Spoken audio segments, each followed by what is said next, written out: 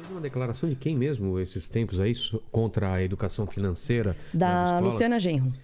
Qual que era o argumento dela? Ela disse que o pobre, ele é pobre porque não tem dinheiro e não é a educação financeira que vai mudar isso. Sendo que educação financeira é muito mais do que sobre você manejar o seu recurso que você tem na hora de pagar suas contas.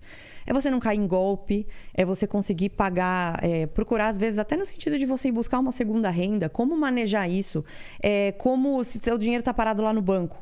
Você começou a ganhar um dinheirinho, você é Uber, por exemplo. Você começou a ganhar um dinheiro, entrou dinheiro lá no banco, o gerente foi lá e te vendeu uma capitalização. Essas coisas que você precisa entender para maximizar os teus ganhos, minimizar o mais possível as tuas perdas e fazer esse dinheiro trabalhar para você. Então, tem vários pontos de vista que você tem que analisar dentro da educação financeira. É você saber fazer uma conta. Então, mas eu não entendo qual parte ruim de uma educação financeira. Não tem parte ruim, não tem. Mas, assim, existe dentro desse... Parece que alguns políticos querem realmente que os pobres fiquem pobres. Eles não querem que... Mas, assim, a manutenção dos pobres é extremamente importante para uma parcela dos políticos na América Latina, principalmente, que é uma casa de populismo, né? E quando você analisa a história da Argentina, da Venezuela, do Brasil, tem muitas similaridades. Bolívia. Muito golpe de Estado em cima de golpe de Estado. Os militares também sendo no sentido de serem mais progressistas, não do ponto de vista social, mas econômico. Então, eles fazendo desenvolvimentismo, né? Keynesianismo, que é achar que o Estado é que tem que pôr dinheiro e aí sim você vai conseguir desenvolver a economia. Os militares no Brasil entregaram o governo na redemocratização com uma inflação altíssima. E daí veio a redemocratização, entrou o Sarney, que era a época que a gente estava discutindo lá no começo do podcast, e começou a fazer coisas piores ainda. Então, congelamento de preços e um monte de absurdos na economia, né? Que é uma escola heterodoxa. Os ministros da economia da época, o plano Bresser...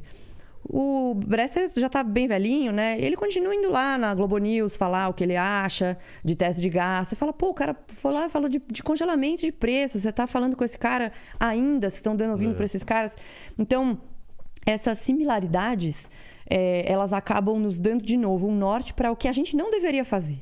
Só que, infelizmente, a gente é uma sucessão de erros repetidos e as pessoas não lembram, não sabem da história, de fato. Muitas coisas aconteceram no passado que poderiam nos dar um norte melhor para o que a gente não deveria fazer. Então, a Argentina é esse caso, o Brasil é esse caso. O que o Fernando Henrique fez naquela época que mudou a hiperinflação? Na verdade, foi o governo Itamar Franco, né?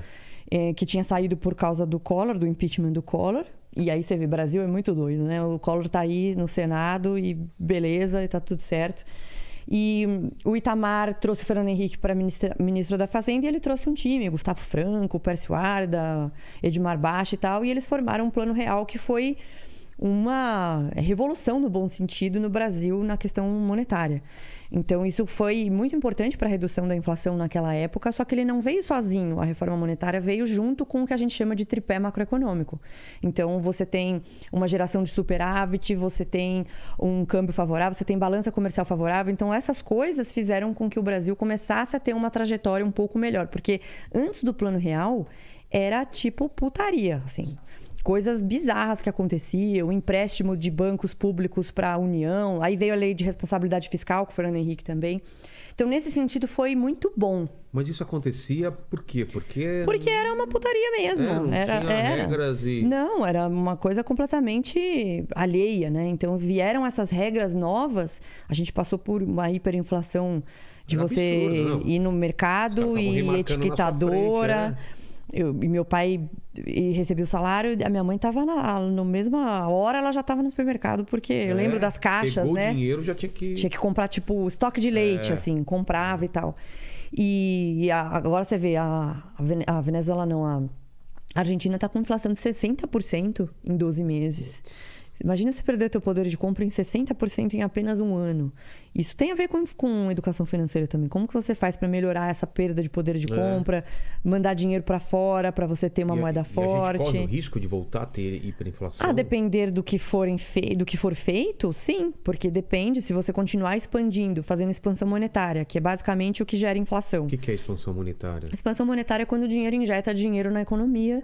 Então, ele imprime dinheiro, de forma grosseira, como a gente fala, impressão de dinheiro. E aí, na pandemia, Lula, Henrique Meirelles e várias outras pessoas falando que podia imprimir dinheiro à vontade, que não geraria inflação. E aí, agora que gerou inflação, tá todo mundo reclamando dos preços altos. Sim, nós avisamos que isso ia acontecer.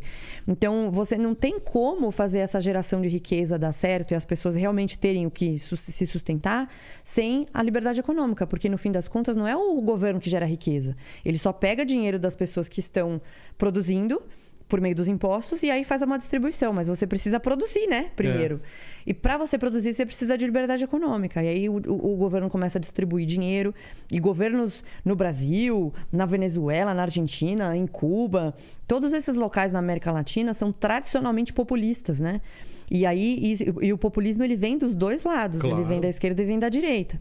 E aí começa a distribuir esse dinheiro. E o nosso sistema político, ele é muito ruim.